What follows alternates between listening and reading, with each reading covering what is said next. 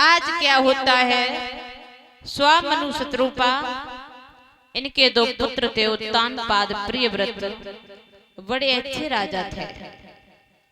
Priyavrat one में भजन करने के लिए चले जाते हैं। उत्तानपाद जो राजा, वो अयोध्या नगरी के राजा बन जाते हैं और उनका विवाह सुनीति नाम की कन्या के साथ में होता है। बड़ी अच्छी नीति की स्त्री थी, बड़ी स्वभाव भी अच्छा था, लेकिन उनके घर में कोई संतान नहीं हुई। और जिस घर में संतान नहीं होती है उस घर में अच्छा नहीं लगता है। आंगन सूना सूना लग रहा है। राजा को तो चिंता होती है, मगर बातों में भूल जाते हैं। प्रजा के लोग राजा को नाना प्रकार की बातें सुनाते हैं तो राजा अपनी घर की बात भूल जाता है। लेकिन मैया सुनीति को बहुत चिंता होती है। बताया जाता है कि घर में स्त्री अकेली रह जाती है, घर के सदस्य बाहर निकल जाते हैं, तो उस मैया की गोदी में कोई खिलौना हो तो उस बच्चे से बिलमी रहती है। बच्चे से टाइम पास हो जाता है। और जिसके घर में बच्चों की किलकारियां होती हैं उस घर की आंगन की बात ही अलग होती है। और जिसके घर में संतान नहीं होती है तो न रात को नींद है न दिन में चैन पड़ता है। महाराज, ये बितना का लेख है कि जिस लेख को लिख दिया है उस हिसाब से हमें ना मिले तो भी व्यक्ति व्याकुल हो जाता है। कहा जाता है मैया सुनीति एक दिन आंगन में बैठ के और अपने सिर को घोंटों में लगा करके फपक फपक के रोने लगी, कहने लगी, हे परमात्मा, इतना मेरे साथ में तुमने बुरा क्यों किया? मैंने अपने जीवन में कोई बुरे कर्म नहीं किए। और दादा याद रखना, बुरे कर्म हमें याद नहीं रहती है कि हमने करे हैं या नहीं करे। 100 जन्म तक की भीष्म पितामह को पता था कि मैं 100 जन्म तक कोई बुरे काम नहीं करे, इसलिए मेरी मृत्यु होगी तो मैं अच्छे से मृत्यु होगी और मैं डायरेक्ट भगवान के बीमार में बैठ करके जाऊंगा।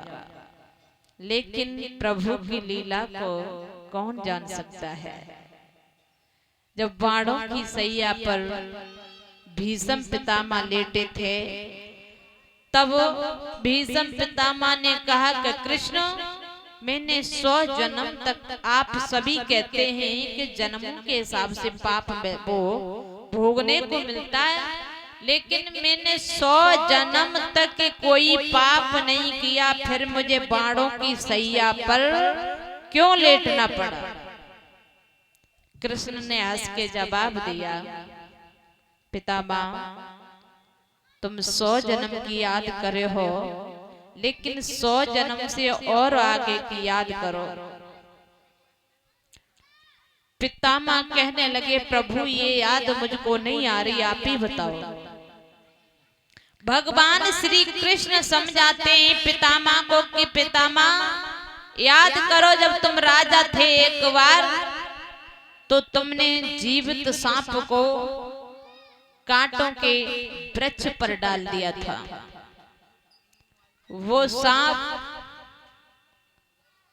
काफी दिन बाद तड़प तड़प के मरा था और विद्वान कहते हैं कि 6 महीने तक तड़पता रहा। इतने कांटे उस सांप के शरीर में लगे थे, उतने ही बाण भीष्म पितामह के शरीर में लगे हैं जो बाणों की सैया पर लेटे थे। कहा जाता है कि अपने कर्म के किए हुए जो कर्म, ये फल किसी और को नहीं मिलता है, स्वयं अपने आप को मिलता है।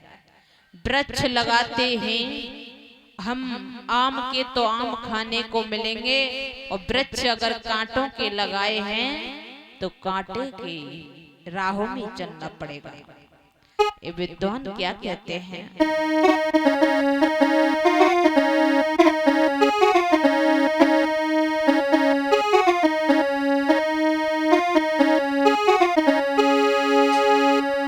कि दगा किसी का सगा नहीं है, और न मानो तो कर देखो।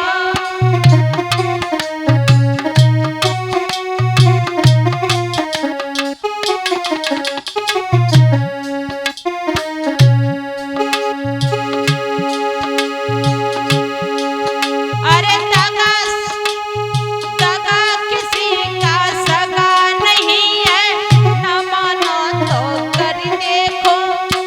जिस किसी ने दगा किया है उसके जाके घर देखो।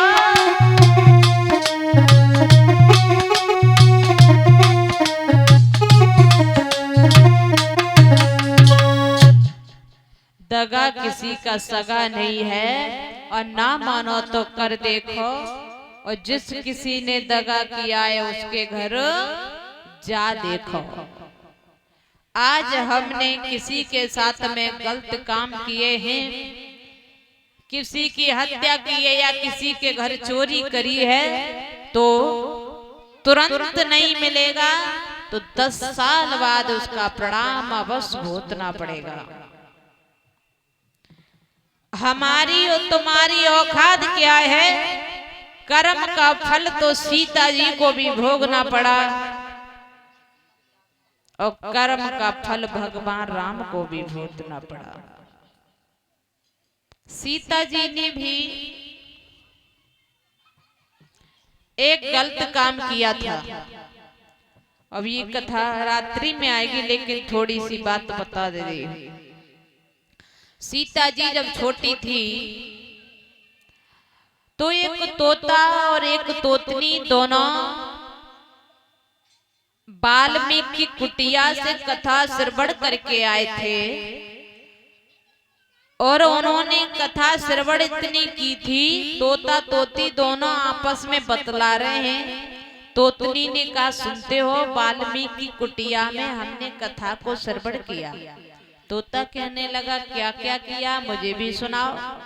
और दोनों ने आपस में उस कथा का बखान किया। कौन सी कथा थी?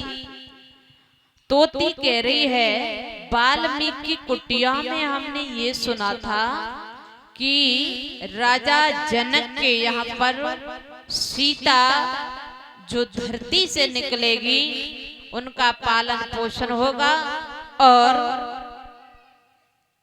वो धीरे धीरे बड़ी होंगी, और उनके यहाँ धन से यज्ञ की तैयारी होगी।